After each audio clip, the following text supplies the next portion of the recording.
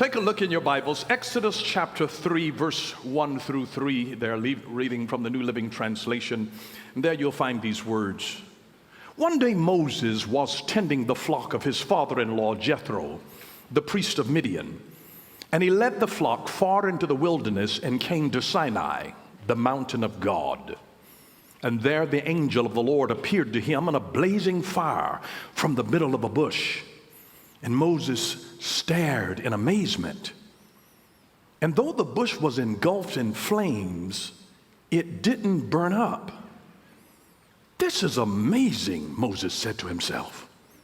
Why isn't that bush burning up? I must go see it. I'm going to talk today from the subject, fired up, not burned out. Fired up, not burned out. Here Moses is on the backside of the desert. He's in a place where he is isolated. He's away from the place where he was raised, and he had to climb Mount Horeb, Mount Sinai, and Moses was exhausted. Have you ever been in a place where you were isolated and exhausted? We discover at times like that God's strength is made perfect in our weakness. In other words, sometimes we depend on God the most when we're at our weakest moments. He has a way of reaching us right where we are. You can never get to a place where the arms of God cannot reach you. And here God set a bush on fire, not to burn the bush, but just to get Moses' attention, just to pique his curiosity, so that Moses would turn aside and see something that was unusual and extraordinary, because God uses the extraordinary to get your attention. If it were not extraordinary, it wouldn't get your attention. You know, just average looking people don't get your attention. But if somebody has some pizzazz to them and they pass by you, now the question is, who was that? It's not just an ordinary walk that captures your attention and draws you in. It's when somebody has a strut, when somebody has a pimp, a lean, a swag, but it has to be something that is a bit exceptional to capture your attention. And my question to you is, what is God setting on fire in your life to get your attention so that you will talk to him and he can set you on your mission? What is God setting on fire in your life just so that you'll talk to him and that he can set you on your mission? Sometimes God will set something on fire, not to bring destruction to your life, but just to get your attention, to keep you from destroying yourself. What's God setting on fire in your life? You see, he has to use the extraordinary, because in the human brain, we have this thing called the reticular activation system. And the reticular activation system is a filtering system in the brain that actually allows us to pay attention to three particular things. It allows us to pay attention to the unusual or the extraordinary. It allows us to pay attention to things that pose a threat to us. And it allows us to pay attention to things that we value. Things that we value. So just think about the fact that all day, every day, you know, you're seeing ads on billboards, in magazines, television, popping up on the internet, on your cell phone all day long. And you see thousands of advertisements every day. Your mind is designed to block out the vast majority of those, except for those three categories: something that is unusual, something that poses a threat to you, and then other things that you value. That's why when you shop online and you could be doing something else and they'll pop up and show a watch and show some shoes or pocketbook, something that you were looking at, because they know it's of interest to you because you were searching it. And now they're popping it up because they know that'll get your attention because it's something that you value.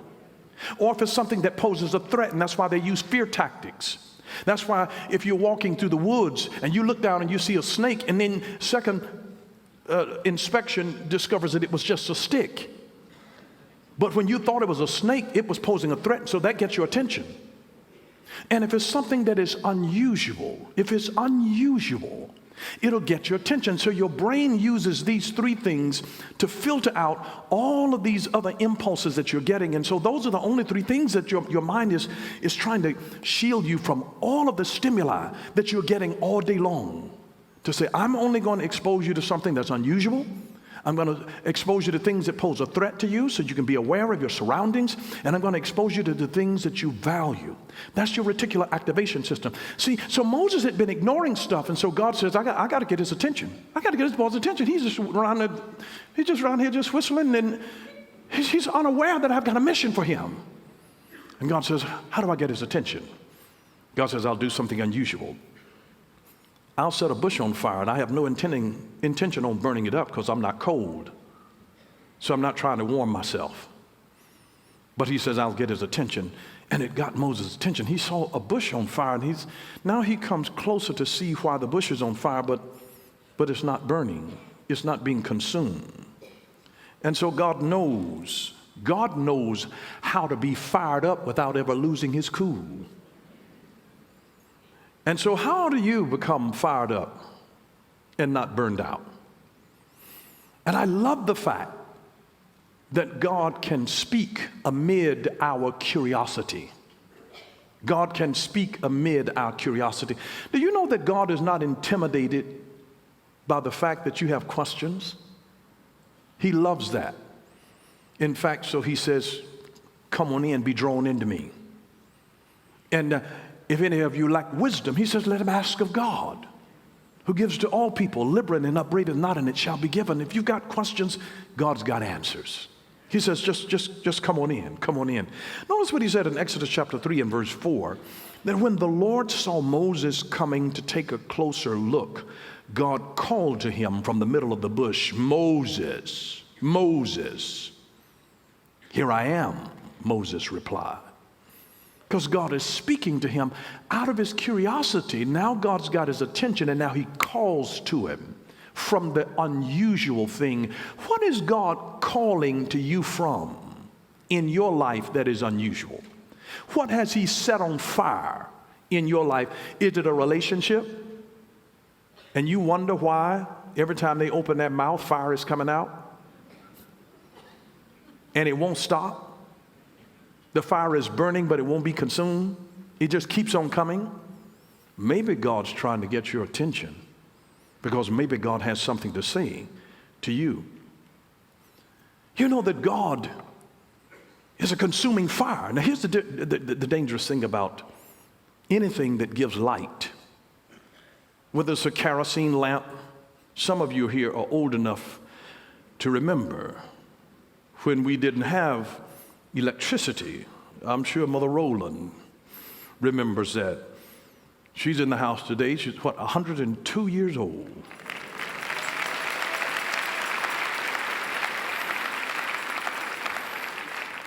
And they used to use kerosene lamps and things like that. But here's the thing, whatever gives light must also endure burning. And when you give light to other people, you endure burning. And so it's amazing. God is a source of light. And whatever gives light endures burning. So candle, if it gives light, it's because it's burning. But you know that Jesus has given us a light, and yet we don't burn out? Because did you know that you are glowing and I'm glowing? Do you know that we all have a light? Some other folks in other strange religions and stuff, you know, they might call it an aura. But we are actually all emitting light. We are light emitting beings. Do you know that if you had on special optics, each of us, this light that we emit from our bodies, you know what it is? It's called infrared light. And if you put on special goggles, you could see it. They could, if you were hiding behind the wall, they could look through and see the thermal light that is coming from your body. And that's why when a whole lot of people get together in a room, it gets warm. And that's why if you're going to have a lot of people in a room, you have to have it cooler because they're bringing in a fire. You don't have to have it. It's not that your air conditioning is not working. You got fire in the house. It's fire in the house. You get a whole lot of folks in the house, and it's just fire. I was ministering over in Paris, France. There were 8,000 people crammed in the building. I was sweating like T.D. Jakes. I lost my cool. There was too much fire in the house. Just fire. And my heart went out to the worship team that was praising and worshiping God. I was on fire. When I got up out of my seat, I had sweated through my clothes. My wife said, look. I was sitting down and sweating. And the praise team was up worshiping God. I couldn't understand it. But I understood that we are fire-carrying beings emitting light, an infrared light. You know, it is the same infrared light that we see used in our technology in remote controls that controls televisions and Blu-rays and computers. It's infrared light. Your body emanates that. It radiates that infrared light. If you had on special optics, you'd be able to see everybody's infrared light that's coming from them. And Jesus said, let this light shine. Let your light shine. So we have both a natural light and a spiritual light. You remember Jesus told us, Matthew chapter 5, verse 14 through 16, notice, you are the light of the world. You are the light of the world. A city that is set on a hill cannot be hidden. Nor do they light a lamp and put it on the basket, but on a lampstand, and it gives light to all who are in the house. So notice what he says, verse 16, let your light so shine before men that they see your good works and glorify your Father in heaven. But the deal is that whatever produces light or burns needs a source of fuel. It needs a source of fuel. And you know, the natural sunlight is the thing that actually fuels us. And so that's why that all of our vegetation that we eat, it employs this process called photosynthesis. Did you learn about that in biology? Photosynthesis, it can translate and take from sunlight, and it'll take carbon dioxide, and it has an ability of being able to take carbon dioxide and water using photosynthesis and turn it into glucose, a sugar that actually feeds it and gives energy to the plants.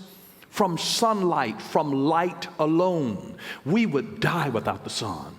Number one, we'd freeze to death. And then we wouldn't have any food to eat, the vegetation. And even if you think that you could eat an animal, what do you think your animals are eating? They've got to eat something that's got the energy that comes from the sun. It's the light source. It's the light source. And so everything that gives light has to have a source. I mean, photosynthesis, it provides the basic energy for all organisms. But you see, the fuel of God is spirit. The fuel of God is called spirit. The fuel of God. And you know what? The fuel that God is a green spirit. It's a green fuel, I should say. It's green. In other words, it's a clean fuel. It'll never cause toxicity to the environment. It's a clean fuel. It has no negative side effects. It gives light to everybody. We know from 2 Corinthians 4:16 that though the outward man perish, the inward man is renewed day by day. So that's that life-giving force that comes by the Spirit of God, because God's Spirit is a fuel that helps our light to be able to shine. My question to you today is, are you fired up or burned out? Are you fired up or burned out? Are you fired up or burned out? Here's what burnout is. Burnout is a state of emotional, physical, or mental exhaustion caused by excessive and prolonged stress. Burnout. It's a state of emotional, physical, and mental exhaustion caused by excessive and prolonged stress. You'll experience then burnout. Are you burned out or fired up? Burnout has occurred in your life when you feel overwhelmed, emotionally drained, or unable to meet constant demands. You get to that place, you know that you burned out. These are signs that you've burned out, when you just are overwhelmed, emotionally drained, and unable to meet constant demands. You've experienced burnout. Because whatever is going to give light has to have a fuel. You fired up or burned out? And so then you have to ask the question, how do you stay on fire without burning out? See, that's what God did. He just lit a tree on fire and it didn't burn out. How do you stay on fire without burning out? You ever see people get excited about something and then it'll last for a day or two, maybe a week, 2 weeks, and you feel like, give it time, they'll calm down. But how do you stay on fire without burning out? You have to ask yourself this question: what fuels you? What fuels you? Because everybody has to have something that is a fuel to their life. What fuels you to keep you from burning out? What is it that gives you the energy to get up and face the day and the week with enthusiasm? Or do you live saying, oh God? And some of you are excited because every time you have a weekend where the Monday is a holiday, you just seem to enjoy the whole weekend better. But what fuels you? What fuels you? You know that money is a fuel? It is a fuel. I mean, if you don't believe that money is a fuel, if somebody tells you they're getting ready to bless you with some money, it's like you get excited, you get energy. It's amazing. It acts like a drug. I mean, sometimes I've gone and I've taken money to people in the hospital, and they can be sick with IVs in and everything, but then it's like you just have given them a shot of epinephrine or something. Like they have just experienced methamphetamines, cocaine or something. They just money is a fuel. Money fuels people. There are some folks that's out working their tongues out because they are fueled by money. But it doesn't last. You can get everything that money has to offer to you and still be unhappy. Money is a fuel, though. Knowledge is a fuel. There's some people that are very passionate about knowledge, and so they go to school and they can get more degrees than a thermometer. Because they're fueled by knowledge. They're just fueled. And they love it in this information age where you can just Google this and Google that and just information. They are fueled by knowledge. What fuels you? What fuels you? Is it money? Is it knowledge? Other people are fueled by people. They're fueled by people. When I was 25 years old, I did a music album. And I recorded it in the studio. A friend of mine found a copy of my album over in Europe, sent it to me. I was so embarrassed. I thought that I had disposed of all of the copies.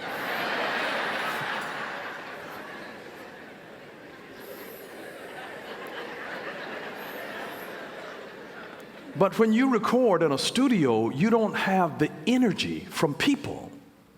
And I would have preferred to have had a live recording with live bodies, because when you sing to people or talk to people, there is an energy that comes from people that energizes a singer or a speaker or an actor. And when you have to do it in a studio and there's nobody there, it's cold, it's empty, you don't have their fire. People are a fuel. And if you don't have a sufficient support network of people in your life, you run out of gas. There is a thing called people fuel. So you have to have a network of them. If you feel like you're in this world all alone, it's not a good thing, because people need people. People need people. People need people. People need people. People need people. I was in Detroit yesterday funeralizing a pastor and who had 16 children. And on my way back into Atlanta yesterday, as soon as I landed last evening, it was amazing. A man caught me and he said, it just spoke to his loneliness. He said, Bishop, he says, I watch you on television, and I've been diagnosed with colon cancer. And he says, I want you to take my name and take my number and call and check on me after I have my surgery. He said, I need some money get the rest of my surgery, and I gave it to him. And I could feel and see that he was sick. And he said, here's my number. He said, just call me and check on me. And I'm like, you don't know me and I don't know you. How lonely it must be to be in a world. And he says the insurance folks told me that they're going to assign a nurse to me to take care of me until I'm back up on my feet. And he said that he doesn't have any people fuel. That you got to see a television preacher that you don't really know, and I don't know you, you don't know me, but you give me your number, and I'm going to call him. Because it's not good to be alone. The first time in all of creation that God said that something was not good, he says, it is not good that the man should be alone. Because people need people. There's a fuel and an energy, and more people are dying from loneliness than almost any other disease. Loneliness can kill you faster than anything else. And you can be lonely in a marriage. Oh my God. People fuel. What fuels you? Money? Is it knowledge? Is it people? Some people are fueled by attention, recognition. What fuels you? You know how some people just do anything for attention? Just anything for attention. I was on the plane the other day, and a little boy came down the aisle. He had blue hair. It engaged my reticular activation system immediately. He walked by my seat, and I said, dude, you got the coolest hair on the plane. He said, you got cool color too.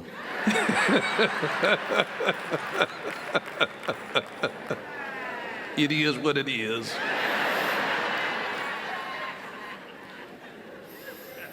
But some folks are fueled by recognition and attention. Some folks are fueled by helping others. You help other people, you feel good. You get a adrenaline shot. It just blesses you. Some people are fueled when they use their gift, whether singing or dancing or poetry or creating something or, rearranging somebody's house, decorating it, decor, using their gift. Others are fueled by God himself. And when God is your fuel, you never run out. How do you stay on fire without burning out? Let me give you a remedy. Number one, we have to remain connected to Jesus Christ. We have to remain connected to Jesus Christ. We have to remain connected to Jesus Christ. St. John 15, notice what Jesus said to us in 3-5. You're already clean because of the word I've spoken to you. Remain in me as I also remain in you. No branch can bear fruit by itself. It must remain in the vine. Neither can you bear fruit unless you remain in me. I am the vine, you are the branches. If you remain in me and I in you, you will bear much fruit. Apart from me, you can do nothing. So we have to remain connected to Jesus Christ. You have to abide in the vine. Remain in him. And how do you stay spiritually connected to Jesus? How do you stay connected to Jesus? You pray. You pray. You meditate in the Word of God. This is how you stay connected. You praise. That's why we praise him. Don't discount praise and worship. Coming in late and missing praise and worship. It's a connection. You worship. You fellowship with other believers who feed your faith. I didn't say everybody who calls themselves a Christian.